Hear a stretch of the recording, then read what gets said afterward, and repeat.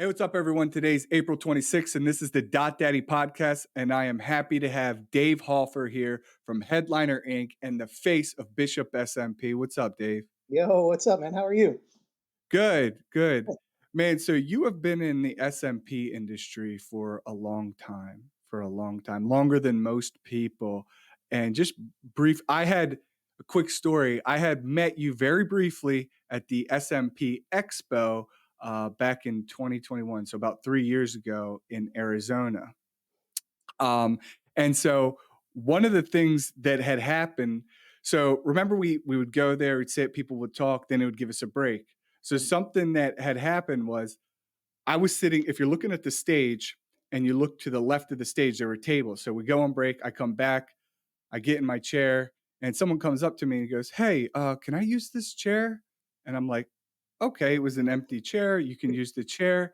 A couple minutes go by. I think it was Franco gets on stage and he's like, "Look under your chair." Yeah, And everybody got, like six people got free, like $600 to $800 new Bishop machines. yeah, And I'm like, that motherfucker took the chair because he sat there and watched them tape it to the Ah, bottom of the chair.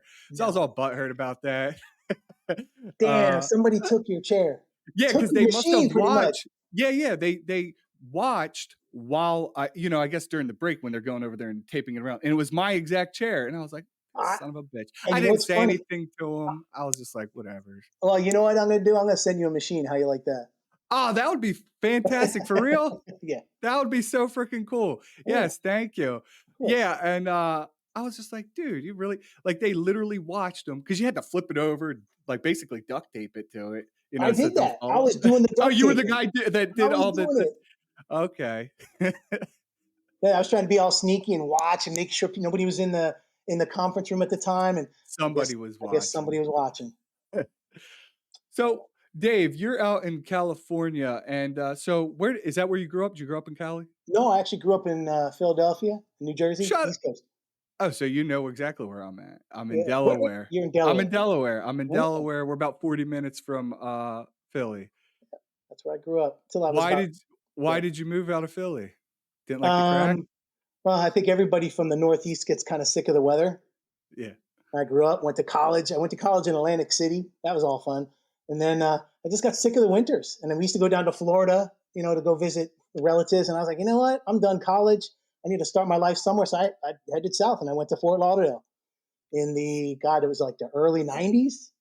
Good Okay. old time. So I was there Yeah. for 10 years. And then after that, I was like, all right, now I'm 30. What am I going to do? Stay in Florida? I loved Florida. It was great. And then I had an opportunity to come to Cali and I came out here. I was like, whoa, this is even better than Florida. And I just came out here. Didn't know anybody, nothing. And I just started my life here.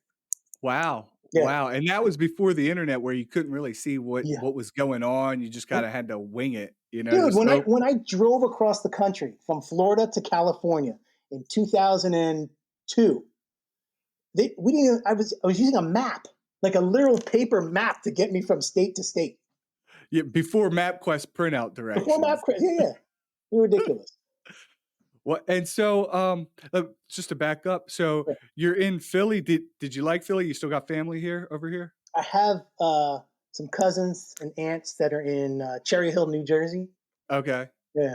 So, but I haven't been back in ages, man. I'm sure it's changed a lot. I miss it. I miss the East Coast. I really do. Uh, People are a little more hostile here, right? Yeah, but they're a little bit more real too. They're genuine. I'm not saying anything bad about Cali. Cali's beautiful. People are friendly, but they're just it, it's it's hard to explain. You come out here and you're like, people are weird, and like I have people, my East Coast friends say how, like I can't even explain it. It's just different. Little Look, people will be brutally honest here, Yes. you Yeah. could say, and Yeah. a lot of times it's received. It's like, "Yeah, you're a fucking asshole." Be like, I'm an Yeah. asshole," Yeah. At least you know what you're getting. At least you, yeah. Yeah. Yeah. Oh, that's hey, good for you for escaping this, chaos over here and going down to Florida and then going to California. Now, what part of Cali are you in? I'm in Orange County. The city I live in is Huntington Beach. Okay. Yeah. And so is that where you have a few kids, right? Yeah. Yeah. I got two. Well, that's a story. I met a lady back about 16 years ago and she had three kids. And I kind of just jumped. One of them was only a year old. So I just jumped in and it's like, I'm going to be stepdaddy to these kids. And um, About 5 years later, she said, "Man, you're so good with my kids. You know, you deserve one of your own." And I was 40. I was scared to death. Like, man, I don't know if I can have a kid now. And she goes, "You're so good with my kids. You deserve to have one of your own." So we had one of our own. So my daughter now is 13. So I biologically have one, but in my heart, I have four. Wow, wow. Hey, that takes a lot for someone to step up and be a good stepdad for real. We need more guys to do that. For whatever reason, the biological father is not around. My biological father wasn't around. You know, I did have a stepdad for some years, and it really does make an impact. It really does help. So, you know, So and but not everybody will do it. So that's it's good. hard. Good on It's you. hard. I'm not going to lie. It's not easy because at any time you're like, these kids are like, "That's not my real dad." But if you show them the love and the respect and they show it right back, they all call me dad, which is awesome. That is great. And so, and how did you meet your wife? I met her at the gym actually. Oh wow. She was actually a bodybuilder. She was jacked. And I was always like, man, that chick's bigger than me. It's awesome. I guess I like the freak factor or something. And then ironically, she's got tattoos all over her. And I would hit her on her at the gym all the time. She wasn't giving me the time of day. And I was relentless. I was trying, trying. And then I just gave up. I was like, I'm not gonna hit on her anymore. It's not going anywhere. She walks out of the gym one day and see she's got her arm wrapped up with with plastic wrap. She just got a fresh tattoo, and I knew her, and I was like, her name's Sunshine. So I said, hey, you got some new work? She goes, yes. She showed me her arm. It's beautiful artwork. So I said, hey, who's your tattoo artist? She goes, oh, his name's Chris. I said, do you have his information? She goes, yeah, I'll give it to you. No, I'll give you my number. So I took her number. So I got her number just to get the tattoo artist. At the time, I wasn't ready to get a tattoo, so I didn't call her. And then my buddy was like, dude, how come you're not calling Sunshine? We're a mutual friend. And he goes, well, I'm not ready for a tattoo. He goes, no, she wants you to call her. I was like, what do you mean? She wants you to call her. I was like, wait, I've been hitting on this girl for a year. And now all of a sudden, when I'm not showing interest, she wants it back. And I called her up and that was it, man. She was the one. So Wow, that's great. she should have got me a year prior, but that's okay. Does she still lift? Not as much, but she's still in amazing shape. Wow, wow. Yeah, Yeah, I female power lifters or bodybuilders, it's impressive. It's yeah. impressive. It's a lot of dedication. I've been going to the gym for years, and I still can't look as good as a lot of them. Ah. It's tough. Hey, there's a good for you, man. Yeah. Um, so what kind of work did you so you went to college. Why didn't you, because now you're obviously doing scalp micro pigmentation and some other things, but what did you study? I studied, ironically, marketing and advertising.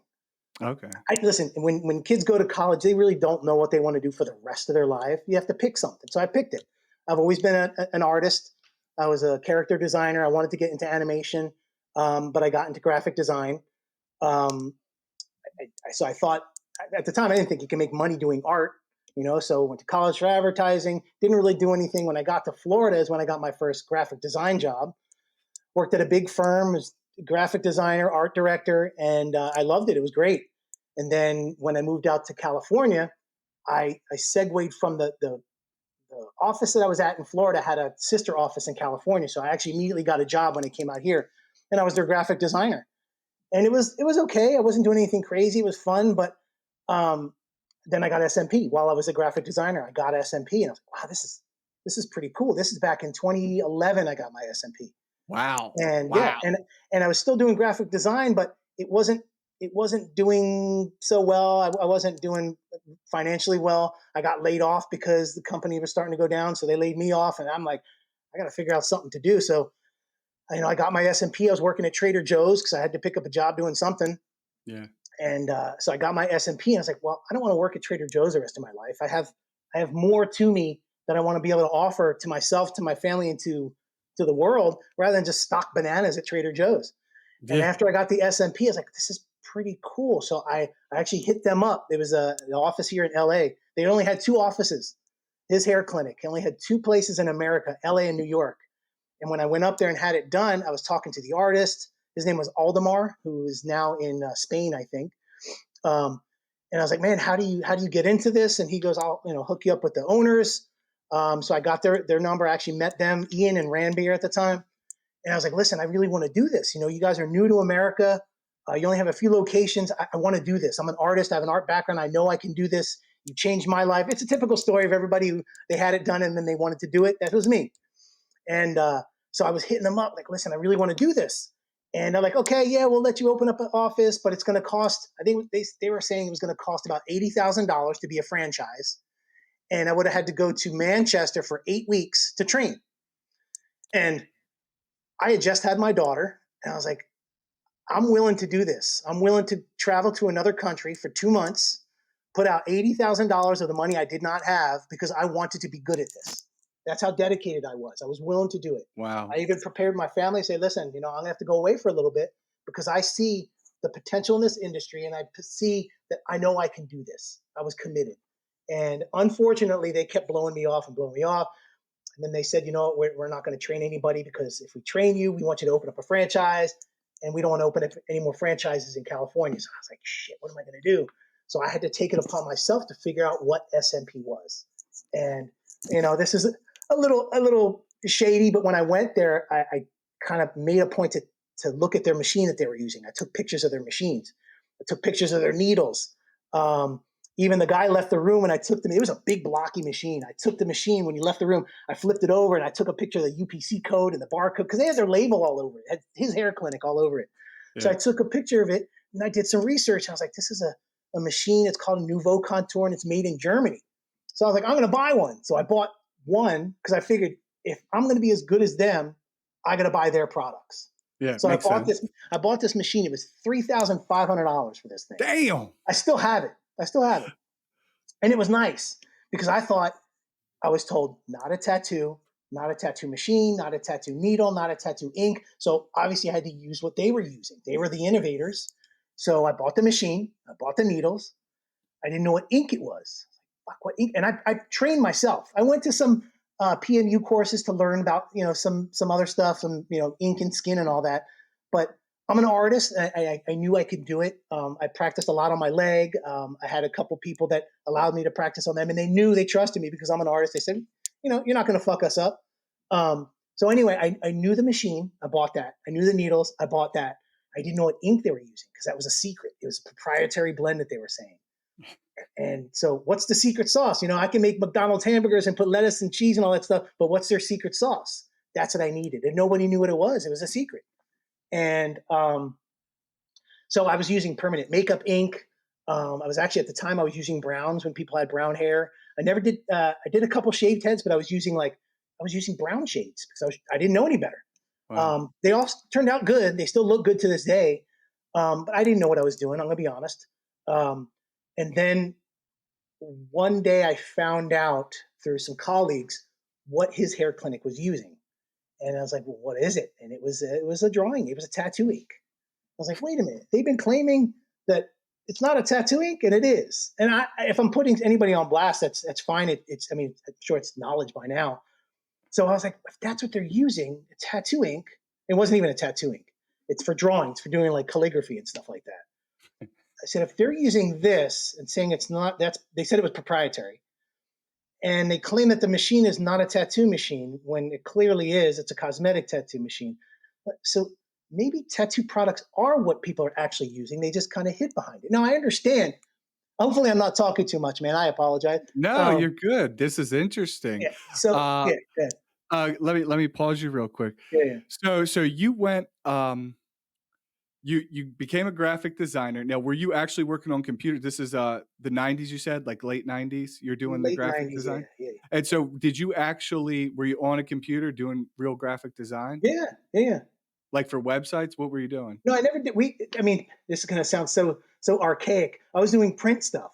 Nobody does print anymore. I was doing flyers and brochures, and I was doing, email blasts for, I think Verizon was one of our accounts, but it was way before any of this social media stuff. And it's just, you get the flyers in the mail. Hey, join AT&T and get this free iPhone. I was Putting designing all like that. the logos, the Yeah. graphics, Yep. layering on text, shit Yeah. like Yeah. that. 20% off, Yeah. that Yeah. kind I of was doing stuff. all that stuff. Yep. Oh, cool. So you were doing that way early. Yeah. Okay. And the funny thing is I think I'm the first one to do an SMP mockup Okay. because I knew Photoshop. Now what happened was in 2011 when I had mine done. Remember SMP? Nobody knew about SMP. So I was so Yeah, you go ahead. got yours originally done at his hair At clinic. his hair clinic in Los Angeles. Yeah, Okay. And this is before what I think we'll get to next is like before Scalp Aesthetics started, was Yeah, his yeah, hair, yeah. there was his hair clinic and then Scalp Aesthetics. Yes, yes. Okay. So when I was going to go to his hair clinic, now mind you, I'm a bald guy. This is very new to me. I'd seen some people who had this shaved look, and I didn't know what it was going to look like. I saw a couple guys that had it done, but ultimately, I can say, hey, look at Joey's head. That looks really good. Or I can say, look at Johnny's head. His looks good. I want to see what I'm going to look like with it. So I actually took a picture of myself and then I photoshopped a shadow on it. I was like, wow, I like that. I put exactly the hairline where I wanted it, the shadow, everything. I was like, wow, that looks really good. So the first one I did on myself because I wanted to see how I looked. And then when segue into the Bryce Cleveland days, I had mine done, and then when I met him, I told him, I said, hey, you know what I can do? I could do this for potential customers. When people come in and they're trying to visualize what they look like with SMP, I can do a mock-up. And I showed him, and he was like, holy shit, this is awesome. If people can see what they're going to look like before they get it done, that's like sign on the dotted line, they'll get it done. So I actually gave him that idea, and I was doing it for Scalp Aesthetics for years. Wow. Wow. So you let me just recap. So Yeah. you got it done, his hair clinic, Mm-hmm. you learn about scalp aesthetics, and then you I guess you pitch, you tell Bryce kind of what you could do, you show him the mock-up and you're saying, Yeah. hey, I could do this too. And Yeah. then you come on board. Do you start a scalp aesthetics location there in California? Yeah. Well, what happened with that was I had, I know I'm bouncing all over the place. I You're apologize. good, you're good. After his hair clinic didn't want to open up a location, and now I was forced to learn myself. I learned myself. I did a couple of heads, and people started talking. It was word of mouth. People started talking, and I started to get pretty decent at it. I still didn't have the industry was so new, nobody knew what it was. And to say head tattoo, people would have ran out the door. So it was hard to get people to understand or even just to listen to what SMP was. So I was still working at Trader Joe's. I was doing SMP on the side, but I was always researching. I was always researching what's a good machine. Like I was still using that Nouveau Contour. Is there any other machines out there that I can use, or needles, or inks, or what's out there that we can use that's not this proprietary secret? And I was always researching SMP or head tattoo or whatever it was. And then all of a sudden, this thing popped up. I Googled Scalp Micro Pigmentation, and this thing popped up. I think it was 2013. And it said, Scalp Micro Pigmentation, we're the innovators of SMP. It's the front page of this website. I was like, wow. And I was naive. I didn't know. I was hungry and I wanted to get into this industry. And it said Scalp Aesthetics, the innovators of the SMP. And I was like, wow, that's pretty cool. And then it said something, there's a button on there. It said franchises available. Click on this button. I was like, that's what I want. I wanted to be the artist, but I didn't have the ability or the money to market and to advertise. That's what a company would do. So I figured if I'm a franchise, I'll be the artist. They'll do all the marketing. I'll just do the work. Yeah, And I makes clicked on that, sense. and they gave me a phone number, and I called up, and shit, Bryce Cleveland answered the phone right away, and I was excited. I think I was 40 years old at the time. I was excited. I was like, wow, this is the owner of this company answered the phone personally. And I started talking. I said, hey, listen, just to let you know, I have been doing SMP for a little bit on my own. I've had about, I don't know, 20, 30 heads. I could show you some pictures. I already know how to do this. And I see you guys have franchise. He's like, well, you know what? Let's meet. And I drove out to Phoenix, Arizona. I'm sorry, Scottsdale, Arizona. And I said, I want to do this. I want to join up. He goes, a franchise is $10,000. I was like, okay. And he gave me all this contract and what he'll provide and what I'll provide. And he said, well, we have to train you. I said, well, I already know how to do it, but if you want to give me more training, that's fine. So I stayed at the hotel, and then the next day I went in and I met Joe Taylor, and he was their trainer. So I went in there and I said, hey, listen, I've used this machine. They were using a tattoo machine at the time. It's a machine called a NeoTat, which is a rotary machine. You had to slide the needle in the tube. I mean, it was old school. Wow. And they showed me their technique, and I was like, okay, well, it's just a different machine, but I can do this. And they had me jump on a head right away, like right away. And they didn't. I had to keep it secret. I had to say that I was already a skilled artist when I was technically one of their trainees. And Yeah. a guy came in, and I'm like assessing him, and Joe's working on the guy's head, and I jumped in there, and I'm working on the guy's head. And Joe had mentioned to Bryce after that day. He goes, hey, this guy Dave, he knows what he's doing, so let's give him another head tomorrow. So I did another head the next day from scratch, did the whole thing. And then the day after that was like the third day. Bryce is like, you know what? You're good to go. Go ahead and find yourself a location. And that was it. I came out back to Wow. California and started looking for a location. Now, was this when, back when there were only 2 size needles? It was just the one liner and then the point 30? Well, it's funny because I always say there's two methods of SMP training. There's those people that learned, and I'm going to call it the His Hair Clinic way, where they use a concentrated ink.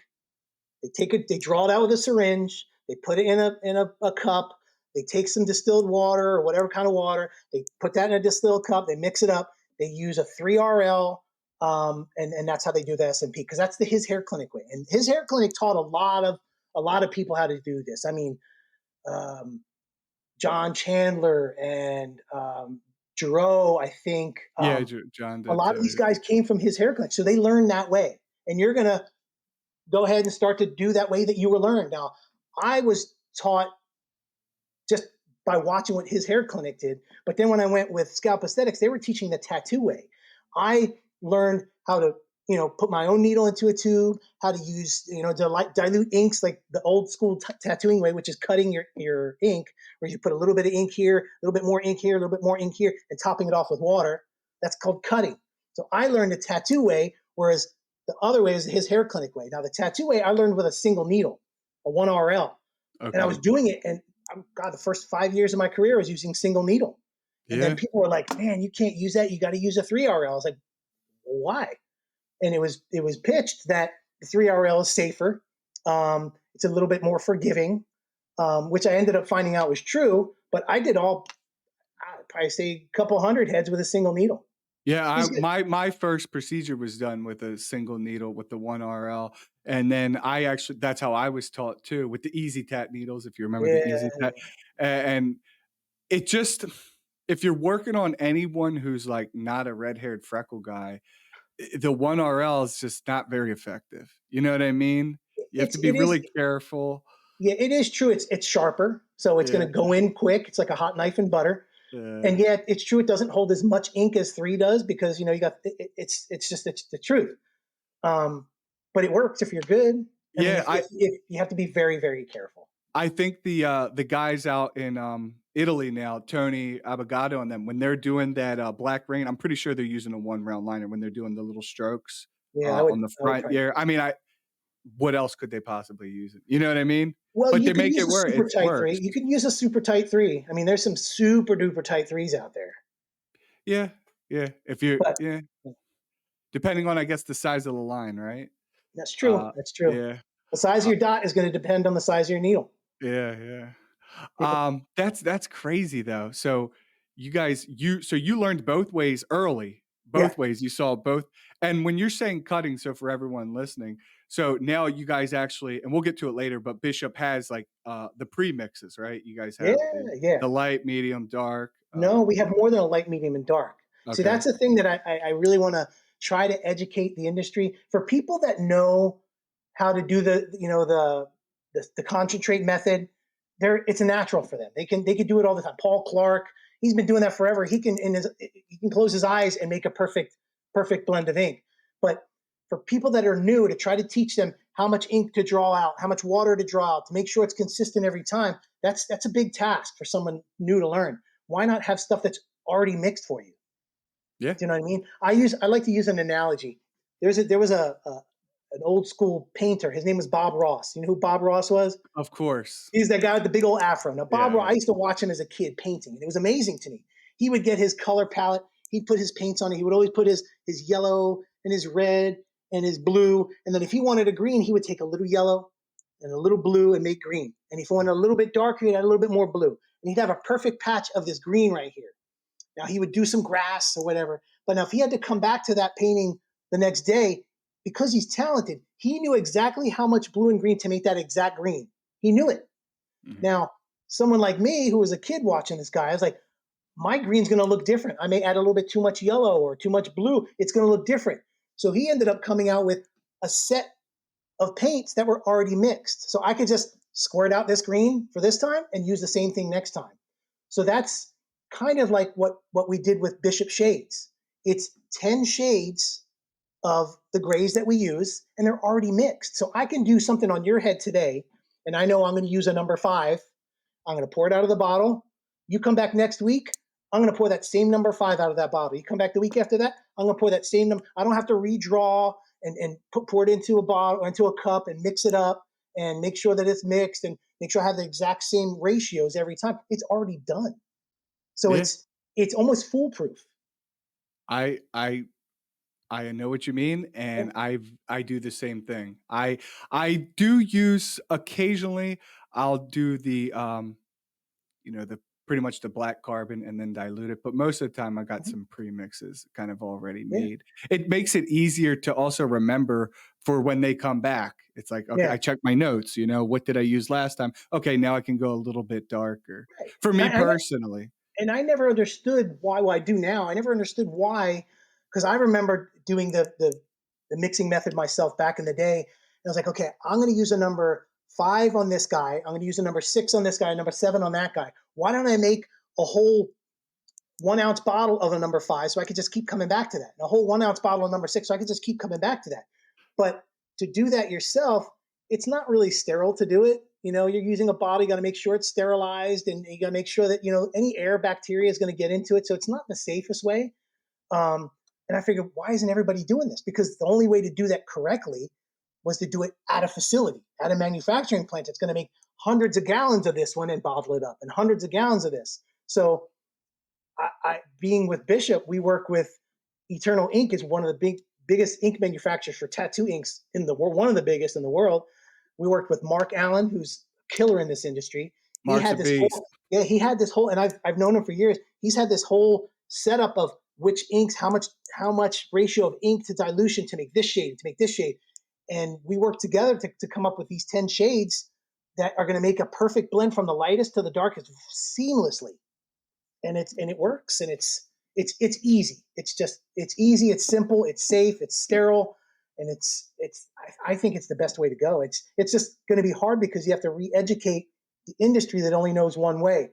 Draw out a concentrate, put it in a cup. Draw out this much water, maybe a little bit more water, put it in a cup and mix it up. Yeah. But there's so many room for errors. So many, it's tough. And can you explain why you called it the shades of gray and not shades of black? Who uses black? So like, Nobody. are you Well, saying it's a shade of, because I'm sorry, in the when it tattoo heals world. up? Well, in the tattoo world, they have things called gray washes. It's a gray Mhm. wash set. I mean, people use black to do like outlines of tattoos. They use blacks if you want something black. But to make shadows and shading, if you're doing a portrait of someone's face, you're using a gray wash, which is just a diluted black. So Yeah. I just say grays, because no one, I don't know, maybe people are using pure black on a density fill or something like that, or to fill in your thick old beard there, bro. But no one's using pure black. I've never used pure black on somebody. Never. Yeah, yeah, just straight carbon. I don't But think that would be good long term either for what we're it doing. it could, but just know that it's going to be black. You're putting black dots rather than gray dots on someone's head. SMP still look like supposed to look like a shadow. Yes, yes. Now, in the beginning, when I first got mine done, I never had a modifier mixed into the ink when they did it. So for years, most of it, and I got mine first done in 2016. Mhm. Um, when did the modifiers start becoming, a thing that people need to start doing? Number one, in my opinion, I'm going to be against probably what a lot of people say. I don't understand the reason for modifiers. I'd like them to be explained to me, because um, I'd show my head, but unfortunately, I'm going through laser because I've had mine for 12 years. Well, if you got And one of the original, if you're one of no, the and it's no, original no, and it still looked good. It procedures. still looked amazing. But I was like, my hairline's a little bit too hard for my age, and I wanted it softer. So I'm like, Uh, what, let me just start over from scratch. uh, So that's what I'm going through. But um, shit, I forgot what we were saying now. we were just talking about the modifiers. Oh, the Like, modifiers. Yeah. So it's tough to me. I think it's a money grab. It's people just trying to sell an extra product. Um, I've had so many sessions on my head, and it still looked great. It still looked like a shadow. It still looked like shaved never hair. turn green or blue. Never turned green or blue, and none of it. And it was originally using drawing ink, that drawing Yeah, ink from his hair clinic. yeah. So why didn't that turn blue? And then another session on my head was a nocturnal, which is a Bishop blended ink that never turned blue. And then One time it was 5 p.m. shadow was used on my head. That never turned blue. So why all of a sudden are modifiers needed? I think modifiers, in my opinion, I think modifiers are now the thing to do because people aren't being trained enough to be careful. Now, any ink can turn blue if you go too deep, or if the elements start to affect certain things. But I think the deepness is what's going to cause that blue hue because you're looking at it through layers of skin which aren't transparent; they have colors to them. But if it's done correctly, it won't turn blue. I'm proof of it. Even using tattoo inks or drawing inks. So I think when people started being trained improperly, not enough, and they're now messing up people's heads because they're going too deep. They don't understand pressure. They're going too deep. Well, how can we fix that? Instead of fixing someone's skill, let's put a modifier in it. So if they do go too deep, at least it won't look blue. To me, it's a cop out. It's like trying to teach somebody with training wheels. It's like dummy proofing it. I don't understand. I don't understand why all of a sudden there's modifiers. If all these inks from a long time ago never had modifiers before, and they were claiming they never turned blue or green, well, why now do you have a modifier to correct yourself? I don't think it's to correct the inks. I think it's to correct the artist. I don't even like to call them artists because I don't think anybody who's been taking a 3 or 4 or 5 day training is an artist. I don't think. So I think it's teaching people to, if you mess up, at least this isn't going to turn blue. I think it's a cop out. I think what you're saying is it's a very compelling theory, and you're probably right because and the only reason I can really agree with you on this is because I never used a modifier for 7 years and it never turned blue. I've never used a You modifier know? for 10 years, bro. Yeah, Ever. yeah, my head never turned blue, and I did a huge chunk on my leg, Yeah. just deliberately when I first learned how to do SMP, just to, check my depth and, just testing it on myself, and my leg, where it's the palest on my body, none of that has turned blue It's it's either, it's and it's no modifiers, and some of that I use straight carbon, just straight yeah, super black. right. And it's because listen, it's been proven that tattoos work. So if we're doing tattoos, we're just doing it on the head. Like I've heard people say, "Oh, you can't do that. It's not a tattoo." Well, you have to use different ink. Oh my god. When I hear people say, "Oh, especially formulated ink to make it look like shaved hair on the head because the skin on the head is different," it's skin. No, it's not. I'm putting a tattoo on their head that's just application. It's meant to look like hair rather than look like a logo or something like that. It's silly. It's just, I think it's a marketing tactic, it and to is. kind of re-edge and also kind of give reduce the anxiety, because I know you probably encounter plenty of people who come in, they're like, "Well, I don't want to tattoo my head. What's different about it?" Mhm, So if you kind of like do all the marketing, well, this is different than tattoo ink. This is scalp mhm, micropigmentation. right. Because I've even had people who were like, let's say they're very religious and they don't want to get it, but I'm like, I don't get tattoos because of my religion, blah, blah, blah, blah, blah. And I'm like, well, technically, this is scalp micropigmentation. It's like a tattoo, but it's not a tattoo. It's more of a cosmetic tattoo. You kind of Yeah. work your way Well, around, yeah, and some of them might change their mind. yeah, and it's a play on words. Yeah. It's literally a play on words. And unfortunately, if people's minds are scared of a tattoo, they're okay with this. But if that's what I mean, when I first started in 2013, I wasn't telling people it was a tattoo because I knew it would scare people. And it Because still us, does. and And it it still still does. does. It still Yeah. does. But we have to be realistic. And you could still call it SMP because it is cosmetic tattoo. PMU is a tattoo as well. They don't call it, hey, I'm getting my face tattooed. I'm getting my eyebrows tattooed. They call it PMU. I Yeah. understand. And there's a reason for that, and it's necessary. But don't negate the fact that this is all stems from the same thing, which is a tattoo.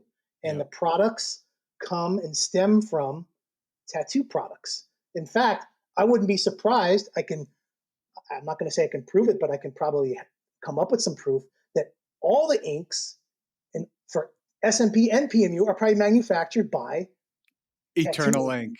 Not Eternal. eternal, not just there's other good There's inks like manufacturers out three there. major ones, Yeah, right? there's Starbright, I think is one. There's And we could cut this out. We could cut yeah, this out if we don't yeah, want to put it this. doesn't matter. But I'm just saying they're all manufactured by people that know that ink. And if it's ink going into the skin and it has to heal to look like something, no better person to have it done than someone who's been doing this for decades. So Yeah. SMP is nothing new, The SMP ink was nothing new. It was something that, hey, what's going to replicate hair follicles using a needle and a machine and put it into the dermal layer of the skin and make it look like a shadow? How about a tattoo ink? Sure. But I get it. I get it. What would you say in your experience, Dave, what would you say is the best depth? Because some people say go to the epidermis, some people say go to the top of the dermis. What do you think is the best depth for SMP specifically? I'm gonna be honest. I don't know. I don't have a. I don't know. Oh, it needs to be zero point 0.8 millimeters. I don't measure. I Okay. don't. Now, some people have thicker skin than others. Some people have sun damaged skin, and it's thick. It's like a layer of leather you got to get through. I don't. I don't know. So I'm not a. I've Fair never. enough. Everybody's different. Everybody's Everybody's different. different, but I Yeah. do know that you have to get to a certain depth. Now, on you, it might be this deep. On me, it might be this deep. It's different. Now, obviously, you're not going to want to go too deep on somebody because it's game over if you're going too deep.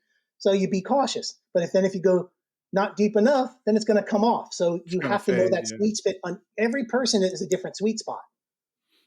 When you first started, were you guys doing the 3 sessions, 4 sessions, Mhm. or were you just trying to bang it out in one? No, no, I never did one session. Okay. Never. I thought I, I watched his hair clinic do it. I was a result of a three. Actually, I had 5 sessions on mine. Um, and then when I learned through Scalp or watched the Scalp Aesthetics method, it was 3 sessions. And that was just, I think that's a good way to do it. Because whenever you're adding too much ink into an area, it can migrate. And when you pack dots next to dots real close, it may look good today or for 4, 5, 6 months, but you wait in about a year or 2 years, that's all going to migrate. It all is. Yeah, and I mean, even if there is no migration, I mean, even on my head, it eventually turns into a shadow, Of course, yeah, It of eventually course. turns into a shadow. Um, uh, I just wanna back up real quick. Yeah. So how did you team up with Franco?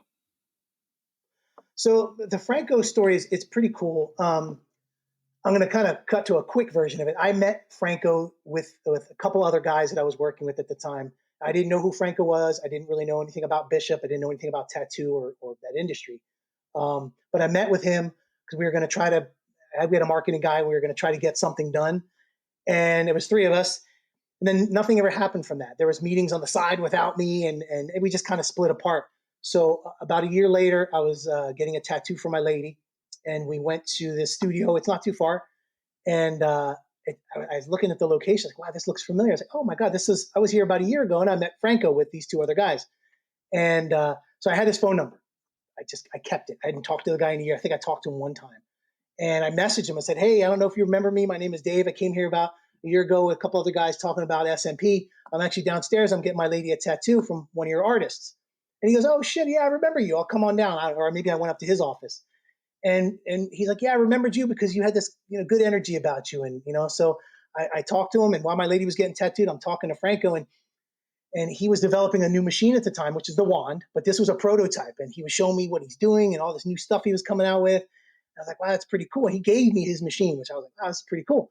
And I used it for SMP, and I was like, I think you really need to get into this space. He goes, a tattoo guy getting into SMP space, and I'm being a little bit scared because everybody else in the industry is like, it's not a tattoo. Don't use tattoo products. Don't go to tattoo artists because their hands are too heavy. And that was always yeah. Oh, a tattoo artist will fuck you up. Don't go to them. You have to go to a trained SMP artist. And that's what I believed because that's what I was taught. So I'm talking to Franco, and I said, I think you need to get into this space because your brand's it's a quality brand of what I'm understanding. And he didn't even really want to, but he did because he said, listen, I'm so busy with tattoo. I'm developing new products. My company's big. But I see your industry can be a big industry and it could grow. And if I can share my knowledge of tattoo with your industry, I think it could be beneficial. So that's how the Bishop SMP started. We just added SMP onto the word Bishop because Bishop in tattoo, if you ask anybody in the world, have you heard of Bishop? They're going to like, heck yeah, that's the Rolls Royce of tattoo products. So why not use that name and incorporate it into SMP? But for SMP, it's just a no-name brand. Nobody knew about it, and they were separating from tattoo. So it was pretty scary. So I remember the first convention we went to. I brought Franco with me. It Yeah. was, I want to say 2018, I think it was Orlando, Florida. It was I forgot what it was called, but it was everybody was still calling it SMP, not a tattoo. And I brought Franco with me, and a team of guys, and we had a little Bishop SMP booth, and I had a couple of the protein guys already there, and everybody was like, "You're bringing a tattoo guy to an SMP convention?" I was like, "Yeah," and he's gonna have a speaking part. And they're like, "What are you crazy?" I said, "Everybody was telling me I'm crazy. No one's gonna listen to him because he's a tattoo guy. We're SMP artists. We're better than that." So I was like, I think this guy has some knowledge that we need to listen to. So sure as shit, everybody did their presentations. Everybody's dressed up all nice and pretty. Franco got on at the very, very end. He got up there. The microphone wasn't working. People were tired. It was the end of the day. Nobody really wanted to listen to anything. He got up there wearing his black Bishop shirt, talking with no microphone, and he just starts talking about tattoo and about products and about the stuff he's learned and his knowledge from tattooing for 30 some odd years. And it was really quiet. And I remember afterwards he was looking at me because it was like crickets. When he was talking, it was crickets. He got back afterwards and he came to me. He goes, was everybody sleeping? I was like, what do you mean? He goes, nobody was saying anything. It was really quiet in the room. And I looked out in the room and everybody was like, because Yeah. what he was saying, they're like, oh my God, this guy knows what he's talking about. As soon as he got done his speech, which is the last one of the day, people flooded our booth. They were just coming over because they wanted to now learn what this guy was talking about. He knows what he's talking about. I was like, and it was amazing. Paul Clark, Mark Allen, a bunch of these guys were just, hey, I want to talk to this guy Franco because he has way more knowledge than any of us because he comes from he's like our founder. Yeah. That kind of knowledge. When I heard him talk in 2021, I was there. I was mind blown too. I was like, "What the fuck?" And he Yeah, was like, his story was. I liked his story too, and him just explaining everything. I really did enjoy it, and he was up there for at least like 40 minutes. It seemed like, yeah. 45. It was, and I was looking for him afterwards, and he said, he was even answering a lot of messages too for Mhm. after that. I messaged him. Yeah, that was cool. And it's good because he gets down off the stage. He goes, "How was I? Was I good? Anybody listen to me?" He's a humble dude, and I People were really just like that about him. mesmerized, They were right? mesmerized, but you have to understand that we were all taught a certain way and a certain thing. So we are now going to regurgitate what we were taught. When I teach my kid how to do something, they're going to take what I taught them, and that's going to be the way they go throughout their life. So if we're taught a certain way, we believe that certain way. But then when someone else comes out and says, "I want you to think about it a different way," now we're like, "Wait a minute, I never thought about that." That's that's information I never got. So it's just adding more information and making people think for themselves. I think we need to start educating ourselves and not being the saying I say is don't be influenced, be educated. Because we are all they even call them influencers now. Stop listening to what people say just because of their credibility or their influence or their status and take what they have to say, think about it, and do some digging to make sure that they're actually telling you the right thing. Because I think some people are saying things just to sell a product or just because they're sponsored by a product. Do some background check. You know what I Uh, mean? I mean, I agree. I mean, it's like that and pretty much everything. Now, people just read headlines. Like for news, for example, people will just read the headlines. They won't read the article or look into other sources, and they just right, kind of take it as is. as fact. And then they Yeah, spread that yeah, information to other people. You got to check your source. yeah, Like yeah. No, that's a really I'm good going to point. ask, let me ask you something. How many best ink in the world, SMP inks are there? Well, there's like 10. Now, There's how 10. many best sharpest needles in the world? How many are there? There's all of them. Now, All the inks and all the needles are the best. so who fact checks that? Nobody. They trust it. They trust it. And I understand that's the way it is. They just trust it because they are influenced because a popular guy promotes his brand and he's good, he's successful, he has many clinics. I'm going to use that because I want to be like him. Where is that ink made? Where is that needle manufactured? Where is that?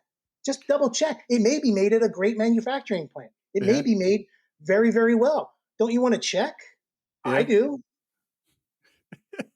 Nobody And does that. and I think they can also I think, as well as because SMP is still kind of in its infancy, it's less than, we'll say 15 years old, right? Yeah. Really about last 10 years, and really since probably I'd say 2018 it really boomed, really, really started booming. I mean, you could kinda get away with that shit now, Yeah. but as it continues to grow, I think, um, the people who've had their needles and inks long term will really go to the top. You know, that we'll start separating. Yeah, and people have learned that, you know what, if I can make some residual income by coming out with my own line of needles, I'm going to contact some manufacturer. I mean, I get emails all the time. Hey, do you want your own line of needles? We can make them with a purple casing on there and put your logo on it if you order 1,000 units. And then now I look like I got my own brand of needle, and I can say, oh, I'm the headliner. You should buy my products because they're the sharpest in the world. And everybody's probably using the same manufacturer. So I get it. It's business. I get Yeah, it.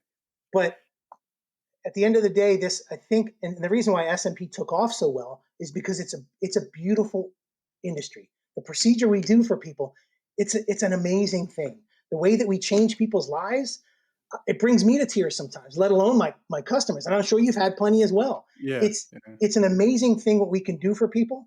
And it turned away from, we're doing this for our customers and for other people. You do good for somebody, it makes me feel good.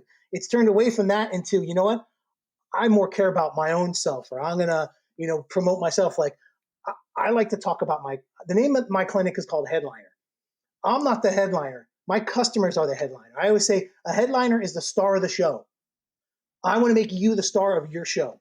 I want you to be the headliner of your life. My I lo clients are my headliner, not me. I I like how love that. Paul Clark is a good friend of mine.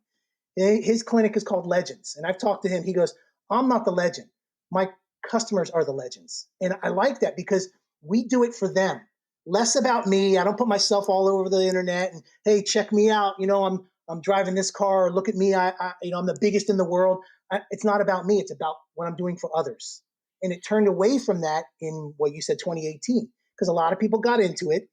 They got egos. Yeah, I get it. You can make a lot of money and if you show yourself and have a lot of content, but it turned away from a client-based industry to a artist-based industry. That's why they're all coming up with their own products and their own training courses. And I think we should get back to why did we do this in the beginning? To help people. Exactly. And I completely agree with you, and anybody who says I don't agree, you can look historically at my videos where I say if you're gonna get into SMP, you need to number one thing is you wanna help people. If you're Yeah. looking for a fast money grab, it's not gonna it's not gonna happen. Yeah, but Um, what are they promised? What does everybody promise when they go to the training courses? You see the advertising. Hey, you want to make six figures? You want to be your own boss? You want to change lives? Come take our course. Their course is not going to give you that. you have to You have put to the learn work it. in. Put Yeah, the work yeah, in. yeah. Yeah. So I it's and I've it's talked to quite a few artists about this. I really think people should say, obviously, you gotta do what you gotta do to market, but yeah, you should also let people know this you're building we'll teach you the basics, the foundation, but it's up to you to apply what we teach you and practice, practice, practice to get better so you can eventually get more clients. right, It's just you're not gonna take 3 or 4 days or even a month of SMP training and just be good.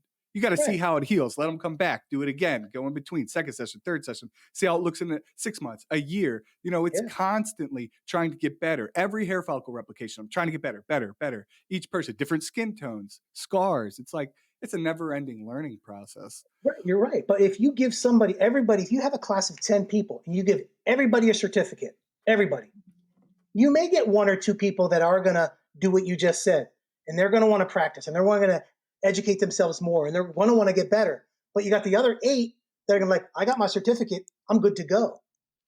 So you're getting more bad artists out there who just using that certificate. And this is the amazing thing to me. Someone who has a 3-day training is going to get a certificate. That certificate has just as much merit as mine does. And I've been doing this for 11 years. It literally does, Yeah, but you're it right. shouldn't. The problem is, well, you're right. The thing is, if I'm the customer, you got to do your research is really what it comes down to. Right. You want to Yeah. see, you want to look at all their pictures, you want to look at their historical, look at the reviews, all that sort of thing, and go in and talk to them. And if you're shopping for the cheapest, then you're probably going to get the cheapest results on top of that. Yeah. Uh, but I agree with you. Maybe I I think about this all the time. What can we do? Because making an SMP school, let's say we made an A SMP school, college. a college, right? Right. But somebody has to pay for that. Somebody has I to know. pay for the college. Like it, it's not like we're getting government funding for this, and you No, can't no. get tuition assistance and all that sort of thing. So it's like each business, like if I were to do it, I would have to put all the upfront costs to fund the whole fucking project. You Well, see you what I'm don't need saying? that. You don't need that. So I'm going to use the tattoo industry. Okay. If you wanted to learn to be a tattooer, what are you going to do? You're going to probably go find somebody who you like their work. Hey, I want to learn black and gray portraits like my favorite artist, Tim over here. You're going to Uh-huh. approach Tim. Hey, listen, I really want to learn what you do. Are you taking on any apprentices? And they'll say, if they have time, they're like, yeah, you'll be my apprentice. Now you're going to be his apprentice. You're going to be cleaning shop. You're going to be wiping down stuff. You're going to be doing all that stuff in exchange for him teaching you stuff. Now it's going to take a while, a year, 2 years, because you're going to be apprenticing. Now, I know some tattoo artists who will have apprenticed, just touched skin for the first time, because they won't touch skin until their mentor gives them the thumbs up. They won't do it because they want to learn the right way. They're going through the process. They're going through the hours and months and almost years sometimes to learn this skill with the hopes of when I'm done, I'm going to have all the knowledge in the world that if I open up my own shop and I don't have my mentor over my shoulder, I can do this. We need to get more towards an apprenticeship program. I agree. I agree. And That would definitely be the best for learning. But I guess the concern would be what people could argue is that one, the person who's paying is the apprentice paying the trainer to come sit there for a year? Because then if you're the person who's training, like the trainee, yeah, you what do still you get gotta out? work. If you're not like a Yeah, young kid and you still, you're not living with your parents, you got yeah, probably have bills to pay. So right. you can't really dedicate that much time. And then do you want to have this person shadowing you all day? Might get annoying, you want to take breaks, stuff like that. Well, there should be a value to it. There is a value of Yeah. learning something. When you Yeah. go to college, you pay this much money. Why? To get to the value of learning from professionals. Yeah. It's worth something, but nobody wants to pay it. Everybody wants to pay the people want things cheap, quick, and good. Those three things you can't get because if it's cheap, it ain't good and it's not fast. So Yeah. you have to people have stopped wanting to do things the right way and put in the money and put in the time and put in the work. Agreed. People have gotten lazy and it's but some people do. Some people will put in the time, but there's going to be very rare. Our industry is growing. I'm sure you agree with that. Our Yeah. industry Oh, is growing. fuck yeah. Yeah. But to me, it's growing. It's growing in quantity, not quality. Eh, yes, Yeah. yes, but out of the, let's say, 1,000 SMP artists that are trained every, I don't know, 6 months, we might get 7 people Yeah. who continue to grow and get better and better and Right. better, and we'll eventually have a successful shop. The other part is, if you were to be a trainee, it's not like you get little bald spots here and there where you could get the practice, but, like, if you're an apprentice in tattoo shop, okay, I want, something that's 2 by 2 inches. You don't really get that too much in the it's like you gotta do the whole head kind of. Well, you And practice on. I know a tattoo artist. Her name is Emily. She works over here at the Vatican Studios. I've been following. She's always been an airbrusher and an artist, and she worked the front desk at at Bishop Tattoo Supply. And she was like, I wanted to get into tattooing because I am around some of the best artists in the world. So she started mentoring with Franco and a couple of other artists, and they had her practice on these fake skins for years, years. She did. I remember she showed me one of these fake skins, a pound of flesh, which is real good stuff. She did a rose. She showed the artist, and the rose was beautiful. And he goes, "That's a nice rose. Do another one." She did another rose. All right, do another one over here. She filled up that whole piece of skin with roses, different angles, different whatever. That whole side with roses. Took her months. She showed the artist. He goes, "That is amazing. Good work. Flip that skin over. You got another blank canvas. Do a skull." She did a skull. Do another skull. Do another skull. All different angles. She filled up that whole side with skulls. Took her another 6, 7, 8 months. He looked at that. He goes, gave her some tips, all this stuff. She proved herself on fake skin that she was practicing on for months. Never touched human skin. Then gave her some other little tips. And then practice on some more. She's got skins, these fake skins, full of artwork that took her months, if not years, to do. She finally got the blessing. You know what? Your work looks good. You've taken what we taught you here. She started off with like shadowed circles and make them look like spheres and make them look like have drop shadows and highlights and stuff on there. And it's all black and gray. And when she finished up all those skins, probably 5 or 6 full skins back and front with all this artwork, They're like, you know what? Now you're ready to touch someone's head. And then she touched someone's head. She did a little butterfly on somebody, but Wow. she put in the work. Nobody, I'm not going to say nobody. Most people who learn SMP, no, they do the first day, they practice with a paper and a pen and a Sharpie. Okay, do one session, spread it out, do second session, spread it out, third session. The next day, they work on melons. Okay, it's typical. I'm going to work on a honeydew melon. Oh, very, very good. Day three, they're working on skin. That's insane. It's wild. Insane. It's Insane. wild. I think someone should have a full day, and they make these things, it's a pound of flesh, and they make a real human head. Feels like real skin. I think people should have to do at least 5 of those. Full heads. How much do those cost roughly, They're like Dave? $100. Okay. If you It really doesn't wanna matter. learn, you'll pay the 100 It doesn't bucks. matter because you will learn to make it, and everyone's completely bald, so it's like they got full alopecia. So Yeah. you're going to have to learn how to soften a hairline, how to blend into the sides, how to make it look like the back. I mean, you're going to have to do everything. But no one's willing to do that because if you can get a certificate for doing the bare minimum, aren't you? Why not? Most people are going to take a shortcut. Yeah. Yeah. Most people. Most people. You're right. Not And it's everything you're saying is accurate, Dave. I ruining agree with you. unfortunately it's ruining the industry because you just said if there's 1,000 SMP artists that get trained in a month, 7 of them are good. That means 993 are bad. Those 993 are working on people. Okay? Yeah. Those people are either now going online saying my head is fucked up. You're seeing you see pictures all the time of these botch jobs. Yeah. And now when someone who really wants to get SMP is seeing more bad work than good work, they're scared to death. Yeah. Scared to death. And I can say, but I'm not one of those people. And they're like, how do I know?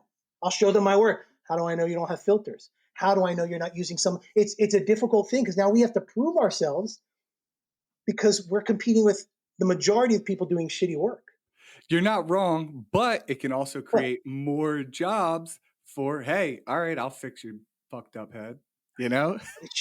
we shouldn't be in an industry to fix up fucked up work. I We know. should be in an industry to help someone who's insecure about being bald. Not, I have had guys who've come in here and they've had fucked up work. Sorry, am I allowed to curse? Yeah, yeah, yeah, you're good. They've had fucked up work and they're like, I wish I was bald again. I know. I've seen it. I've seen And that's some bad, horrible. some bad. Luckily, that never happened to me. Imagine Yeah, if it did, I'd be livid. yeah, yeah. So we just need to get back to why we do this and make sure that if I'm training somebody, I'm accountable for their work. That's how it should be. Uh-huh. I agree with you. I agree with Yeah, you. I just don't see how it's gonna play out, at least not I in don't the either. next couple years. I mean, yeah. I don't either. What I think we could get to that, here's what I one of the only things I think that could get us to that level. If somehow we convinced the insurance agencies, SMP makes me depressed, I'm thinking about killing myself. Mm. Now they'll accept insurance. Because then if we're getting insurance money, we'll be able to fund it. We'll really be able to take it serious. You know what I mean? But Yeah, I but just don't see it. I don't see it happening. if it hasn't happened in the permanent make now, permanent makeup is different because it's beauty. Yeah. Here, you know, what would be a good thing to find out because there's medical tattooing too, areola reconstruction, all Yeah, that I had stuff. Jade Hernandez. She's a beast. She Is makes nipples all the time. is that is that covered by insurance? No, it's cosmetic. No, Even if you had cancer, because it's she'll I get know. breast Yeah. cancer people and they do the whole thing. Yeah, no, it's unfortunate, but maybe I don't know. Maybe we need to It won't happen protest. because it's all cosmetic. Because we're now saying, oh, because I'm bald, I'm insecure and I'm depressed. But it The is fucking reasonable. It's reasonable it's because no, people really do. it's reasonable, but it's if you think about it, it's silly. I'm gonna judge, and because I'm older now and I understand. When I was in my 20s, I was insecure as fuck because I was bald, Yeah, and I hate it. But the older I got, the more I realized I'm insecure because I'm bald, and that energy is going out there. So now I look like I'm this guy who's now insecure and yeah. depressed. That's the energy I'm projecting. I've seen plenty of guys that are completely bald or balding, and they got the horseshoe, and they're confident as all hell. I mean, look at Andrew Tate, little overconfident. We Yeah, might. Jason Statham, all these Yeah, guys. Rogan, You The don't need it. Rock. So, yeah, but I understand it. We're in a society that is very superficial. Yeah, Even more so now, with everybody's posting pictures and they all got filters on them. We want to look our best. I understand that. And if you don't look your best, you're comparing yourself to somebody who is. it's a So big we always problem come. with teenage girls. Of But course, that's a I side have 2 note. of them. Yeah, I have yeah. 2 of them, and it's hard, and you don't understand it until you get older and you realize that it's all silly, you know. Yeah.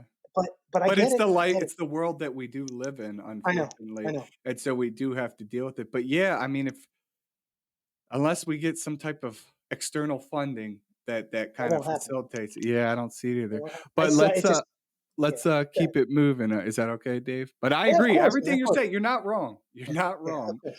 Yeah. Um, so Bishop has I've seen so I got some Bishop needles right here, people. So we got some Bishop needles. What I noticed about Bishop is, are you the only company that goes to the point 40, point 35, and point 40? Now, is it so? And then I just want to ask you this real quick. Is it, it's not millimeter, is it micrometer? What's the stand for? I think it's millimeter. Millimeter. Okay. I think so. Yeah. I think so. Okay. So what happened was Bishop needles are they've always been superior quality. The tattoo needles and the SMP needles are same manufacturer as the tattoo needles, but and we only use SMP only uses 3RLs. Yeah. So the difference with that is that casing, not the needle itself, the casing, I believe took 2 years to design. Just the casing.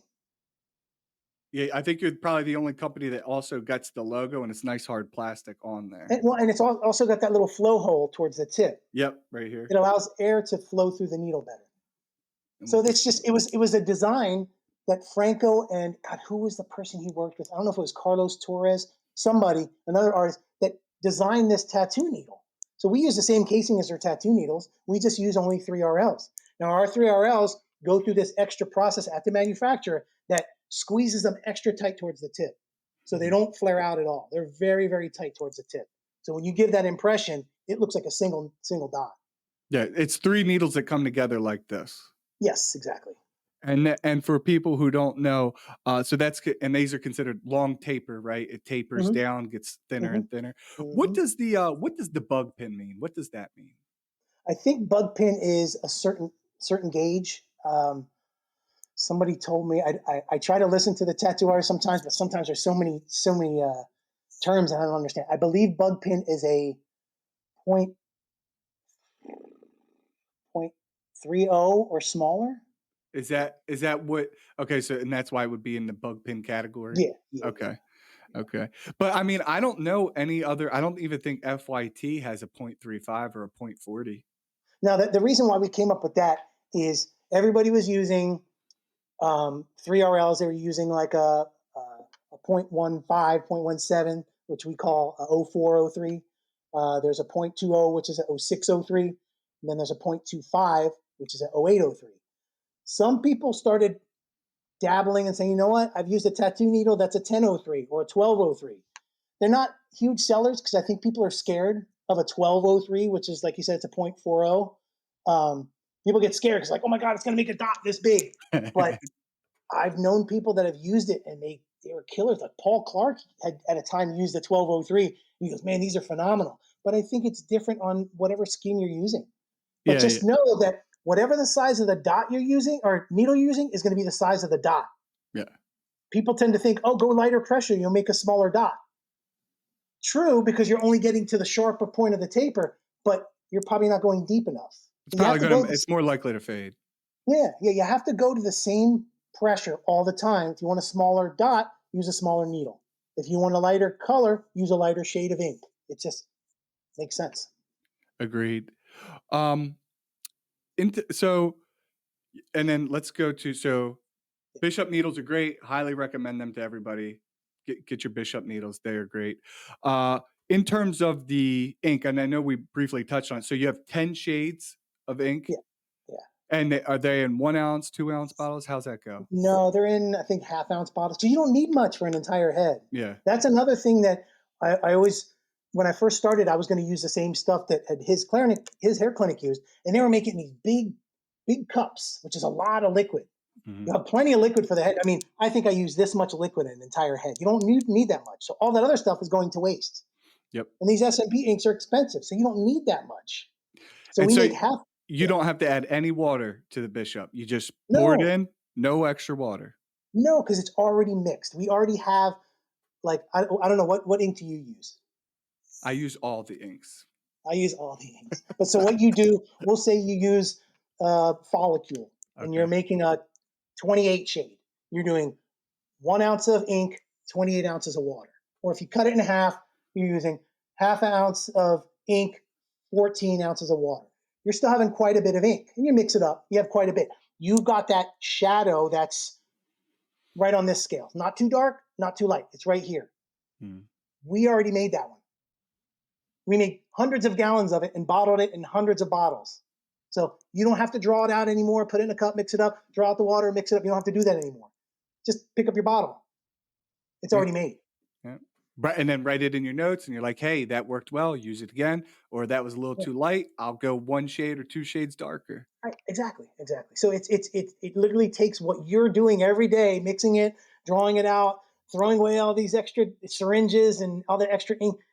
I'm taking that out of the equation. Just pick up your ink bottle, take the cap off, pour it, and you're done. And then know that I need that same shade next time. You don't have to mix it all over again. Pour it. Love it, love it. Yeah. Um, how would you okay, so here's another question. So, Dave, how does Bishop, I don't know if it's you specifically or if you guys meet together, how does Bishop determine who they wanna kinda sponsor or bring on as a pro artist? What are you looking for? How does that happen? Well, it's tough because Give us I'm the what one you that can give. Give us what well the well information. Don't give away everything. You know, give what us it what you can. is the ambassadoring and the sponsorship thing. It kind of got out of hand for a while. Everybody had an ambassador program, everybody had a sponsorship, and it shouldn't be about what you put on your profile or your bio. Oh, I'm a this sponsored artist. I sponsor this product. It shouldn't be about that. That's more like bragging rights. That's like, oh, so I can hang a plaque on my wall that I'm sponsored. And it makes you look more credible if I'm a sponsored artist. It shouldn't be about that. It should be about ethics and standards and what products you actually use. I mean, we'll take an athlete or something, and maybe they're sponsored by, you'll see, what's his Gatorade. name? Yeah, Gatorade, or I'm going to, who's that guy? Patrick Mahomes. He does, what is that? Head and Shoulders commercials. Yeah. And people are going to go, oh, I'm going to buy Head and Shoulders because Patrick Mahomes does it and Troy Polamalu is doing it. Do you think they use the product? Probably not, but people will buy it because that person says so. So I don't want someone who's going to be an influencer, even though we know influencers are important. I want someone who's going to use the product, try it, just try it. That's all I ask anybody. Try our products. If you like them, awesome. If you don't, no problem. Find a product that you like. Make sure it's a good though. And these people that are on the team are people that have tried other products. They come back to Bishop and like, you know what? I really like this product. And they've talked about it, they've used it, they've promoted it even without being sponsored, and their work is consistently perfect. And they're like, you know what? People say, hey, what needle do you use? Dude, I use these Bishops. And you hear people say it all the time. I'm not even a sponsored artist. That to me, that's a loyal person. That's someone who's going to talk about a product that they use and they're getting nothing from it. They're teaching people, hey, just try this product. Let me ask you a question. If you go to a restaurant, a mom and pop restaurant, and they make a good pizza, they make a really like some of the best pizza you've ever had. I'm using pizza because you're on the East Coast. Here, Yeah. I would have talked about Mexican food, but and you go to this pizza joint and they make awesome pizza. You're going to go home and probably tell some of your friends, dude, you guys want a good slice of pizza? Go to this place. Yeah. That place isn't giving you money to talk about it. They're not sponsoring you. You just share a good product with as many people as possible. That's going to help out that company and it's going to make you feel good and people are getting good food. That's what I think people should do with their products. Makes So sense. Yeah. I've noticed people. I've had people that have been promoting the product, and I like it. And I say thanks for the love, thank you for your loyalty. And then after a while, I'll notice and say, you know what, you've been a really loyal person. I'd like to talk to you. And if you have some influence in Mhm. this industry, hey, I'd like to talk to you about some sponsorship ideas because I think because you already spread the word of Bishop and you truly believe it, I'm not paying you to do it. Why don't I'm going to now take care of you because you've done such a good thing and a good loyal person without anything. Now I'm going to reward you. But you have to be, it's got to be an elite team. You can't just make everybody a sponsored artist. You can't because now it has no merit. Agreed, and that makes sense. And I mean, the people that you do have, I know, like, I mean, Mark Allen's one of the best artists in He's the world, in fantastic. my opinion. One of the best in the world. You know, Yeah, I he's agree. so fucking good. Will Quay's phenomenal. You know, I Mhm. love Will. Yeah, they're really good. The people who I know that you guys are with, I highly recommend them. Highly And recommend. even if these guys, I can't speak for them, I'm not saying anything, guys, but even if they weren't sponsored by Bishop, I can almost guarantee you they would still use the products anyway. Yeah. Yeah. And hopefully they would still say, you know what, this is what I use. Because you have to be, there's people I know that use another product, I know it, and then they promote this product because they're sponsored. Yeah. That my people won't do that because they're like, I'm just going to be real, whether I get something in return or not. I love that. I Yep. love that. You still got a little bit more time? I got plenty of time, bro. Okay, okay. What would you say is different about the wireless Bishop machine versus like the other machines out there? Ours is made in the USA. Hey, that's what I like to hear. That's what I like to hear. Made in the USA USA. manufacturing, we need more of that, a lot more of it. We do. I do think we need some to bring a lot of the manufacturing back home, just for our own economy, And I understand why people go overseas because it's cheaper, but you get cheap labor, you get cheap products, Yeah. and if you get cheap labor and cheap products, you're going to lose jobs here. And it's Um, happening it's happening. nonstop. It's happening, and it's going to get Nonstop. worse. I think it's going to get worse. So we're proud. Listen, our needles. I'm not going to lie. Our needles are. We have a manufacturer in China. Mhm, They were designed here, but they're manufactured in China. mhm, Our manufacturer is exclusive to us. They don't make anybody else's needles. mhm.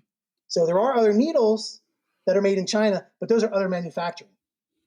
Our manufacturer is exclusive. We found the best one, and he's great. Great. I love that. I love that. Rogan always using it. I'm a big Rogan fan, Me too. Yeah, me too. and he's always talks about because you know Jocko. Do you know who Jocko is? Yeah, yeah. And Jocko, he gets that's all of his stuff that he sells. Origin is all American made, except for like something the sole of one of the boots that he makes. But they also talk about American phone. Like if there is different options where phones were made and manufactured in America, and yeah, they might cost a little bit more. Some people who can afford it, they would buy that just because it's American made, just to support American businesses. I think we should, but most people aren't going to do that. No, no. And it's a shame because they think we're getting things. And I understand if the economy's doing bad and you're not making as much money, you gotta. I'm going to buy this because it's cheaper. I've gone onto Amazon and wanting to buy something, Yeah, and it's made in China, and I'm like, okay, it's $200 cheaper. I'm going to buy it. yeah. I would rather, if I had the money, I would rather buy American. But I get it. If you're struggling, if you have other bills to pay, you want to get the least expensive thing you can. But generally speaking, the least expensive means that it's good quality. I So our machine is completely made. I'm actually working as well. Not only am I doing Headliner, I'm doing SMP. Not only am I the head of Bishop SMP and running that, I also now work at Bishop headquarters and I'm building machines and repairing machines. wow, Yeah, wow. so I know Like I with built your it hands. all with my hands. Oh, Yeah, that's cool. yeah, I've So been you know doing how that to for about take a it month. apart and everything. Everything, everything. And Yeah, and hope. the wireless machines last for a whole session? Yeah, yeah. Well, our we partnered with Critical. Critical that's all they've done is power supplies forever. Okay. They specialize in power supplies, so we partnered up with Critical to make our batteries. And what's the voltage that an SMP artist should usually stick with? Like what You know what? It's hard to say. It depends if what machine they're using because you have different machines, have different motors, have different strokes. If you have a harder hitting stroke, you may have to lower your power. If you have a lighter hitting stroke, you have to boost up the power. So it's and different motors run differently. You may have a rotary motor, you may have a linear motor. Everything's gonna. There's no right answer to that. That's like saying how fast should you drive a car? Okay. Well, if you're driving a truck, maybe you got to push on the gas and it's got more torque. Or if you have a sports, it's there's no one right answer. Okay. I didn't realize that you guys had multiple wireless machines. Okay. Well, yeah, we do. Okay. So I guess in your opinion, what machine does Dave use from Bishop when you're doing SMP? I use the Power SMP wand. Power SMP 1. Okay. And Yeah, we'll pull that yeah. up on the screen. And so is that your favorite machine? Is that the one you would recommend to most people Yeah, doing? I mean, here's the thing. I'm going to recommend everybody to and I know things can be expensive. Like I can't buy that thing just to try it, but if you just try something, you'll like it. I can guarantee you'll like it. Now, some people are like, "Oh, it's too heavy for me." Then it's not meant for you, or it's too small for me. Then it's not meant for you. But no one that's tried it has hated it. unless they say, "Oh, I have really big hands and this machine is too small," or the opposite. I have really small hands and this machine is too big. But it's a premium crafted quality machine that's handmade here in California, and it's quality. I just if you just try it, you'll like it. Now, there's other good machines out there. Try them. If you like it, use it. Just make sure it's quality because you don't want anything to be like, I'm not trying to knock on IKEA, but you buy an IKEA couch, it's cheap. Yeah. Cool, I have an IKEA couch right over here. But if I move it around a few times, it's going to start to fall apart because it's cheap. And I'll just say, you know what? I'll just buy another one. It was cheap enough. You shouldn't be like that way with your machine. Agreed, You agreed. should I buy a mean, the good machine makes a quality. big it's one of the main components to doing a good SMP procedure. Right. And if you want to be a premium artist, you should use a premium machine. I think you deserve it. I agree, I agree. It's worth the investment, and people, it's a tax write-off. Ah, you're right. You're right. It is a I like that tax little write-off. financial advice right there. Good job. Um, where do you see because you've been in the industry so long, what do you think about the future of SMP? Where do you see it? What do you think is gonna I happen? In the short term, I think it's going to get worse because I think there's still these mass trainings of multiple people in 3, 4, 5 days. I don't care if you say, oh, we provide mentorship. Most people don't have the time to mentor somebody for a year. They're still going on all over the world. They're churning out more bad artists than good artists.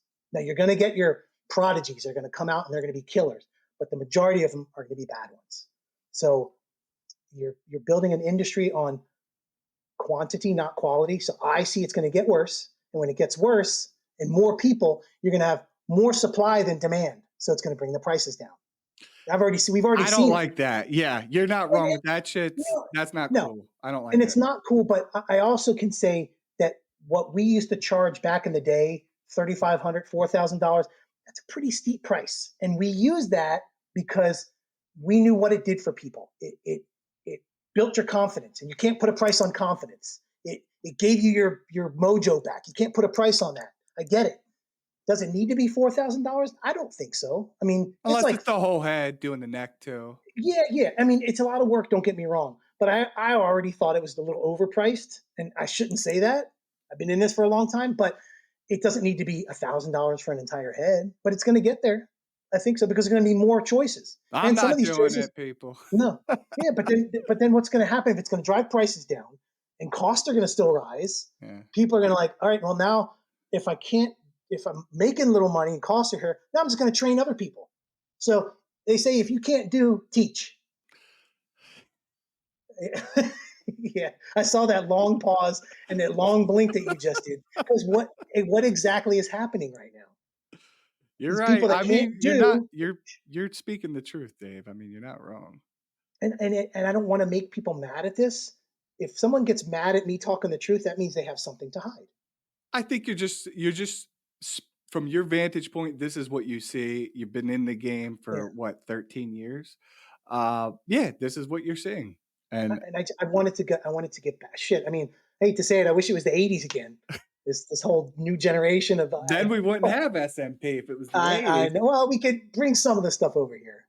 I think about that sometimes. I'm like, man, if I had started this SMP business in the 80s before the internet, the marketing would be such a pain in the ass. I know. Costs That's a were word of lower, mouth. but yeah, god damn, it'd be hard. Just starting a whole new industry because no one did SMP in the state of Delaware before me. So I like had to start all of it. You know what I mean? It's Oh a pain in the wow, ass. good for you, man. Cost a lot of money. Just And now getting you the probably tools got there. now you probably got people everywhere, huh? There's a couple. There's a Yeah, couple. But yeah, like we were talking about, I mean, if people do the research, you can go to the less experienced person that's cheaper, or you can go to the more experienced person that's going to cost more money, but you're probably going to get a better result. right. You know? And they may get that better result, but sometimes people learn the hard way. They're gonna go, Yeah. wow, this guy's $1,000 cheaper. I'm gonna go to this guy because his website looks good or his Instagram page has 50,000 followers. Yeah. They're gonna go that, and then they're gonna learn the hard way, which it's unfortunate. But I would say bl- I don't want to blame the customer, but they should do their homework. Of course, you're They should absolutely do their homework. right. Um, all right, Dave, how can people thank you for coming on. How can people Yeah, find man. you? What are your social medias and your website? And how can they find the products? My Instagram is Headliner.ink, INK, and Bishop SMP is Instagram, all that stuff.